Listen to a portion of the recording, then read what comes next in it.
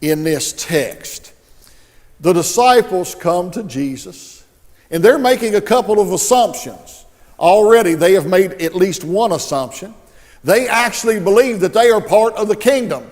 They believe that they are already in the kingdom of heaven, that they have already attained this great status. And they ask, okay, now that we know we are in the kingdom, we have already attained that. Who's going to be the greatest, Lord? Which one of us will be the greatest in that kingdom? And Jesus says to the little child, come to me, come to me. And then he tells them, truly I tell you, unless you change and become like children, you will never enter the kingdom of heaven. Now that means that we're to be cute and we're to be loving and we're to be innocent like children. Isn't that what it truly means? To be humble like a child. There are elements of that. But you have to understand the way children were viewed in the day of Jesus. Children were not viewed as anything of status. As a matter of fact, they were other. They were considered other.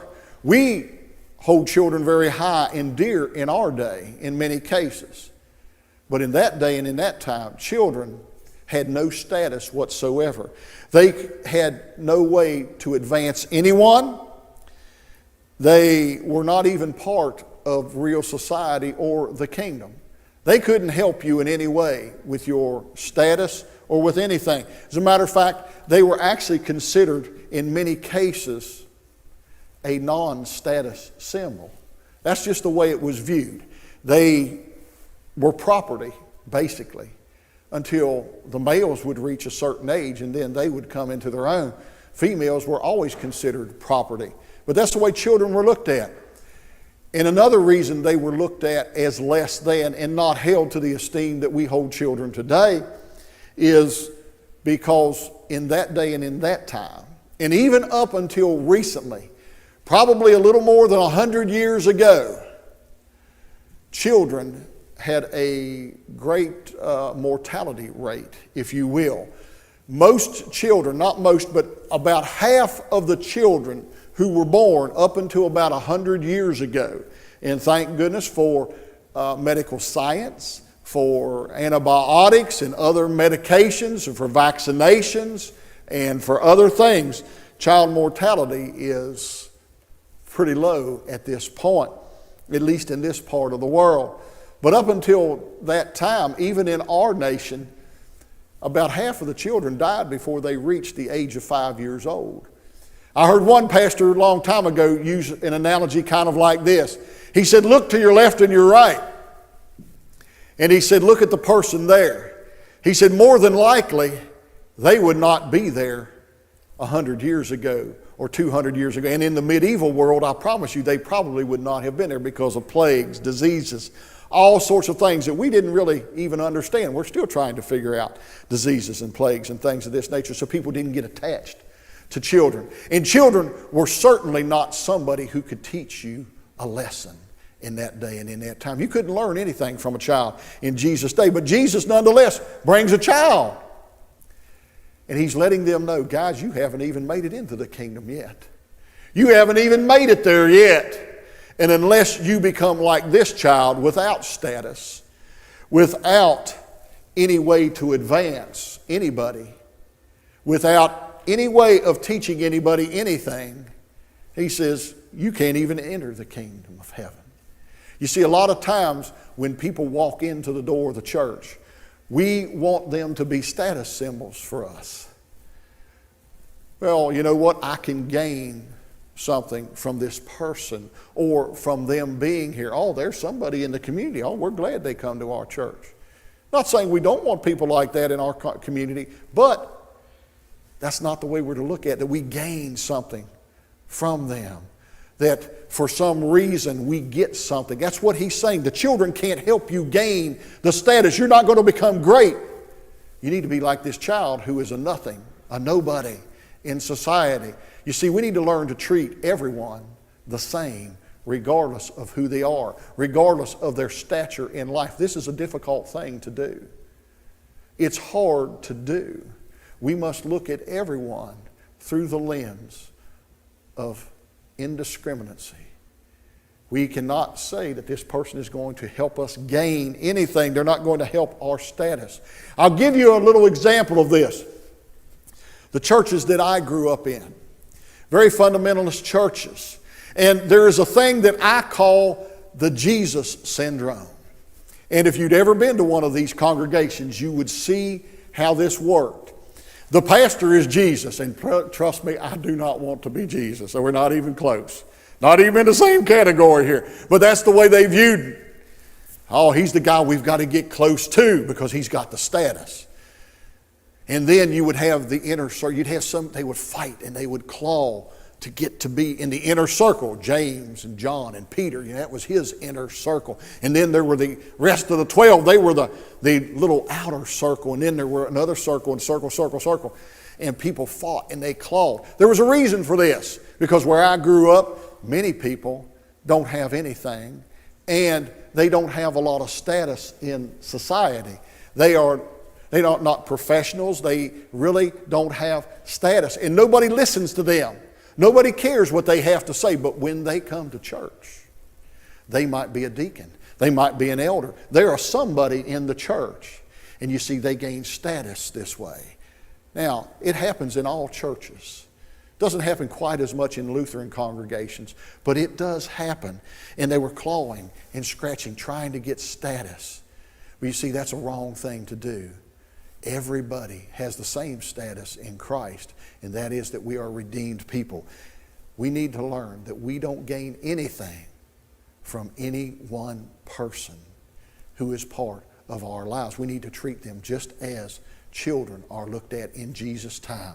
They're somebody to be loved. They're somebody to be cared for. They are somebody who needs us to help nurture them and bring them along. Do you realize children can't take care of themselves? Children, when they're so young, can't even feed themselves, can't clothe themselves, can't clean themselves. They can't do any of that. They need somebody else to do it. You don't gain anything by that. Some of you that are mothers and fathers too, what did you ever gain by changing a diaper? I mean, in all honesty, besides a cleaner child.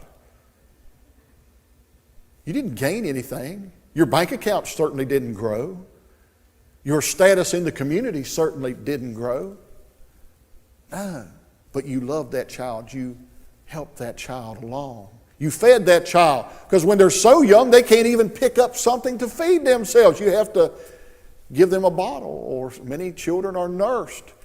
And sometimes you have to, when they start eating solid food, what you got to do? You got to take the spoon and you got to give it to them, and then they throw it and they do all sorts of nice things with it sometimes. But you don't gain status by that. You don't gain anything in the way the world looks at things. But this is just the point that Jesus is trying to make. If you want to be part of His kingdom, you must be a nobody just as a child. You must be dependent upon each and every one. And he goes on to talk about stumbling blocks.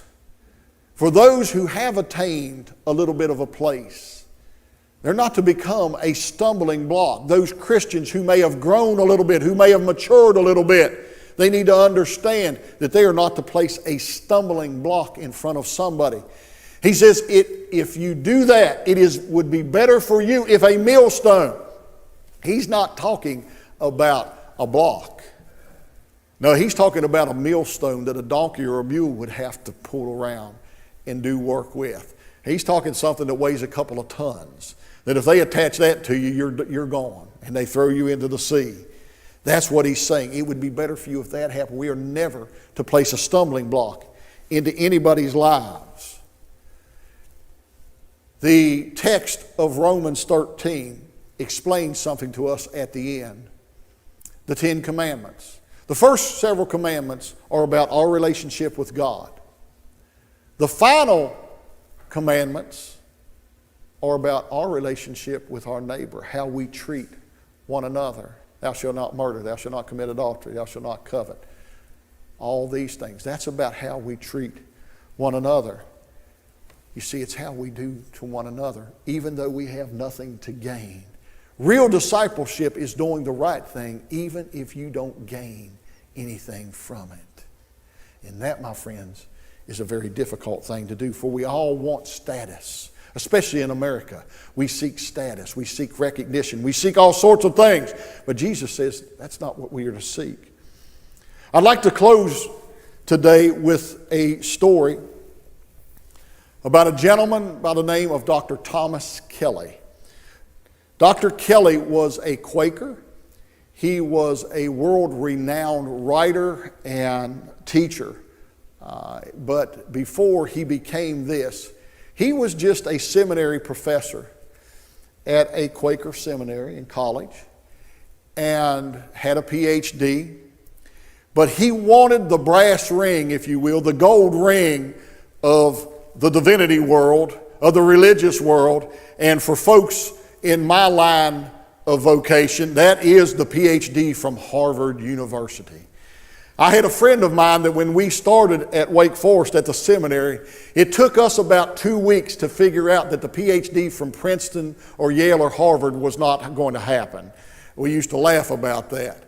But Dr. Kelly, he was enrolled in Harvard Divinity School and worked on a PhD. Already had one, by the way. Again, was already a seminary professor.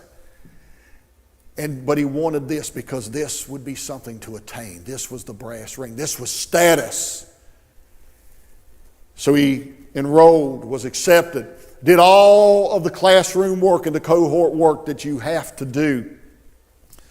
And then he begins his dissertation, writes his dissertation. He gets to the point of where it is down to him going to Harvard, sitting in that great hall with the board who would either give him the thumbs up or the thumbs down on defending his dissertation. He stands and he is ready to defend. He has basically an anxiety attack. He cannot speak. He has wanted this forever. This is his goal. He can't speak. He can't think. He can't do anything.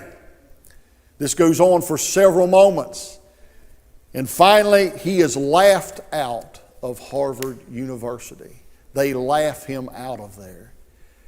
He runs out of the hall, humiliated, and somebody comes to him after all of this and says, look, you already have a doctorate, you have a PhD.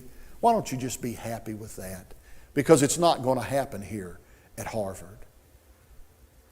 He goes back to his home. He goes into a deep and a dark depression. He can barely get up to go to class and to teach his students. As a matter of fact, his students, they love him dearly. He is well beloved. They go to his home to try to encourage him. And they even have class in his home. And he continues in this deep, dark depression. But one day, he all of a sudden snaps out of it. And he writes perhaps, I think it's my favorite quote. If not, it is in the top 2 or 3 quotes that I truly love. And he says this, but there is a sound and valid contemptus Monday.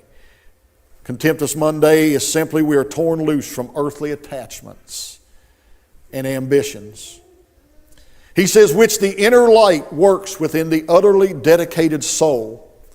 Positions of prominence, eminencies of social recognition, which we once meant to attain. How puny and trifling they become. Our old ambitions and heroic dreams. What years we have wasted in feeding our own insatiable self-pride, when only His will truly matters. Our wealth and property, security now and in old age, upon what broken reeds we have leaned, when He is the rock of our heart and our portion forever. He came to the realization that all he needed was Jesus. He didn't need the brass ring. He didn't need the PhD from Harvard. It's nothing but icing on a cake. We have what truly matters. It's not about who's the greatest. It's not about status. It's not about any of that. It's about this. We already have the greatest gift. and the greatest thing that any human being can ever have. We are children of the living God, and we have salvation through Jesus. We have the greatest thing ever. We don't need anything more to add to that. And I pray today that as you go about your day and you go about your week, and maybe when you think, well, maybe I haven't attained what I want to attain, or maybe I would really like to have this thing. Nothing wrong with trying to attain. Nothing wrong with trying to better oneself. But understand that you already have everything. You have your portion, and your portion is Jesus Christ. Amen.